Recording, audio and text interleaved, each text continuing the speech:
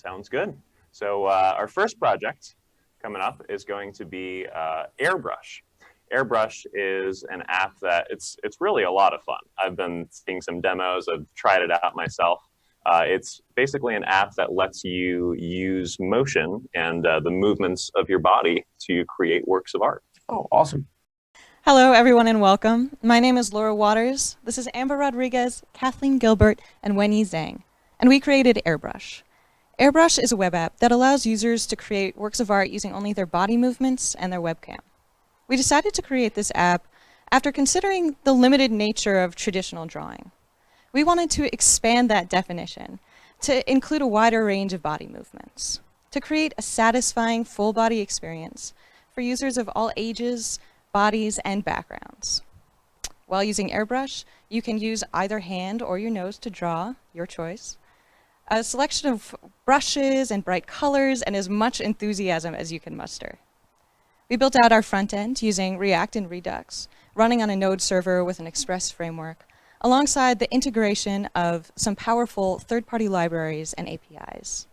And now, Amber will tell us a little bit about our user experience. Do you remember finger painting? There's nothing quite so intuitive as smearing paint on a canvas or the wall or everything. Sorry, Mom.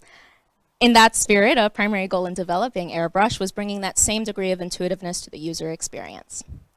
The Airbrush Artist Palette is hover sensitive. By hovering over the appropriate button, our artists can select their preferred brush stroke, undo that last happy little tree, take and save an augmented selfie to show off their work, or clear the canvas and begin their next pièce de résistance.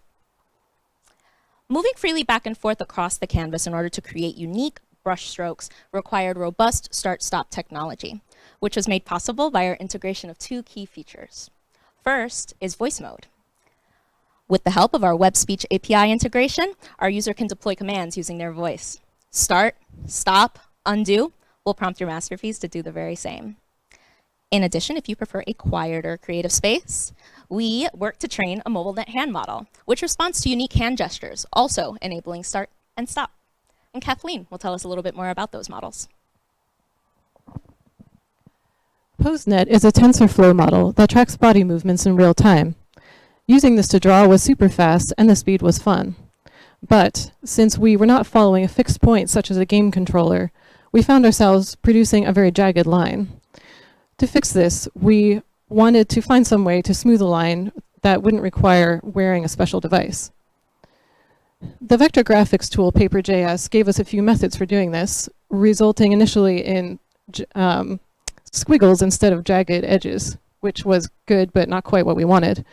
So with some cross-frame averaging and tinkering with confidence level barriers, we were finally able to find a satisfying balance of smooth and responsive in our line drawings. Now that we were high on that power, we decided there had to be a way to control the stopping and starting of the line with just a hand gesture. To do this, we had to train our own custom MobileNet model to recognize two simple visual categories, hand open and hand closed. Thanks to TensorFlow.js's webcam transfer model learning setup, we were able to train our model on a custom dataset, upload it to our app, and use PoseNet's wrist coordinates to track the location of the hand frame by frame, allowing the two models to work in tandem. Now Wenyi will tell us a little about optimization. Thank you, Kathleen. In our browser environment, our pre-trained model is running directly onto it, and it's generating a lot of 2D data per frame and running many frames per second. And that's a lot of data. So we optimize the logic to ensure a seamless streaming experience. First, we calibrate the logic so that all the functionalities would be fired only if the person is registered and on screen. To do that, we use our nose as the primary checking point. And if the nose is within a certain level of confidence, then we know the artist is being on screen, and so that they can start drawing. We had tons of fun making this project. To check it out, you can go to our website, airbrushai.com, and our GitHub link. And you can also share your drawing with us on Instagram. We hope your Airbrush experience will spark a lot of fun and creativity. Thank you so much for coming.